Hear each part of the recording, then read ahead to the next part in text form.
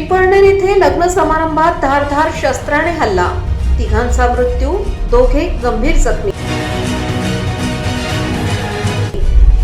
हल्लेखोर सोनगड गुजरात राज्यातील, पोलिसांचा मोठा बंदोबस्त।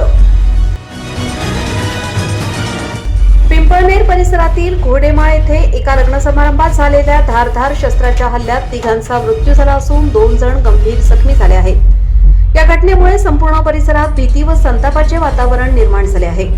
माहितीनुसार विजय गिरी गोसावी यांच्या मुलीच्या लग्नाचा कार्यक्रम सुरू असताना गुजरात राज्यातील सोनगड येथून आलेल्या संशयितांनी लग्नस्थळी प्रवेश करून पाहुण्यांची वाद घातला। त्यानंतर अचानक धारधार शस्त्रांनी अंधाधुंद हल्ला करण्यात आला। या हल्ल्यात सुरेश सुप्रुगिरी गोसावी, साहिल सुरेश गिरी गोसावी आणि देवा रवींद्र पवार यांना गंभीर दुखापत झाली। त्यांना तातडीने रुग्णालयात दाखल करण्यात आले, मात्र उपचारादरम्यान तिघांचा मृत्यू झाला। पंकज अशोक गिर गोसावी व सागर मोसगीर गोसावी हे गंभीर जखमी असून त्यांच्यावर उपचार सुरू आहेत। घटनेची माहिती मिळताच स्थानिक पोलिसांनी घटनास्थळी धाव घेतली। धुळे जिल्हा पोलीस उपअधीक्षक संजय बाबळे यांनी घटनास्थळाची पाहणी करून तपास सुरू असल्याची माहिती दिली।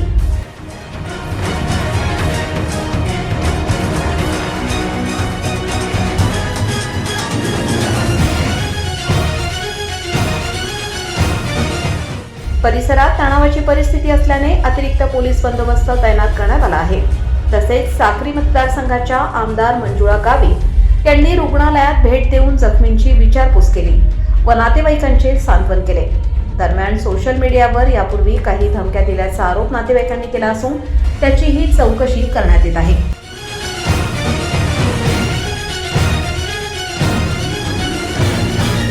गिरी पिंपळनेर इथून साक्री इथून पिंपळनेरला आलो। साक्री पिंपळनेरला लग्न होतं, लग्नाची पत्रिका आली। लग्न कुटुंबामधूनच होता, कुटुंबामधून म्हणजे भाषाच्याच मुलीचा होता, पण जवळचा नाही, लांबचा भाषा आहे। तर ते असताना त्यांचे लग्न मुलगी पिंपळनेरची आणि मुलगा सोनगडचा। ऑलरेडी लग्नवाल्यांच्याशी त्या मुलाचं जे आहे ना, तिथले सोनगडच्या लोकांच्या काही वर्षापूर्वी भांडणं झाले होते। मग त्याला त्याच्या मुलीच्या लग्नात काय वादविवाद निर्माण करायचा असेल तर काय माहिती, पण मी एक समाजाच्या प्रतिनिष्ठी असून मी महाराष्ट्रभर समाजाचं काम करतो। काम करताना मी त्यांचे स्टेटस बघितले। स्टेटस बघितल्यानंतर मी इथं गेल्यानंतर त्यांना सांगितलं रात्री 12 वाजता की म्हटलं असे असे त्यांनी स्टेटस ठेवलेले, तर या लग्नात आपले जर भांडणं तडणं होतील तर ते म्हटलं तसं काही नाही म्हणे, आम्ही त्यांना सांगितलंय असं तसं काय होणार नाही। म्हटलं ठीक आहे। तर म्हणे तुम्ही उद्या साखरपुड्याला या। मग साखरपुड्याला आल्यानंतर त्यांच्या सोनगडमध्ये एक वेळेस आपल्या त्यांच्या समाजाच्या बैठक मधून त्यांनी मला अपमान केला होता, तर तेव्हापासून आपण तिकडे जात नाहीये।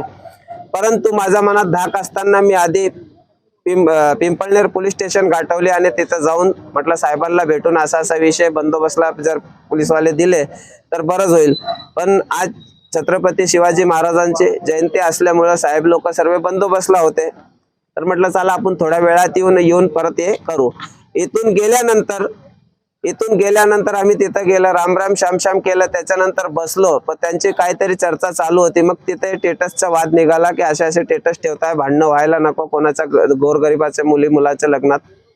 पण ते काहीतरी निमित्तच घेऊन आले होते। त्यांनी निमित्त घेऊन भांडणांची सुरुवात केली आणि डायरेक्ट हत्यार काढून 4-17 जे सोडवायला आले त्यांचा बी मर्डर झाला। जे मध्ये गेले त्यांना बी कुठं कोणाला काय मारत होते, 3-4 त्याच्यापैकी 2 लोकांना साहेबांनी 3 लोकांना जमा केलाय म्हणे, बाकीचे काय आरोपी फरार आहे।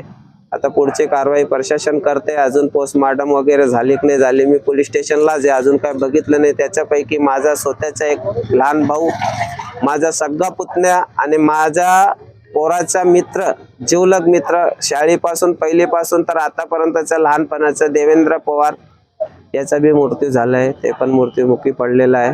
प्रशासन शासनाला विनंती करेल की हे गुंडागिरी, हे दादागिरी दाबायला पाहिजे। सामान्य लोकांसाठी हे चांगलं नाहीये।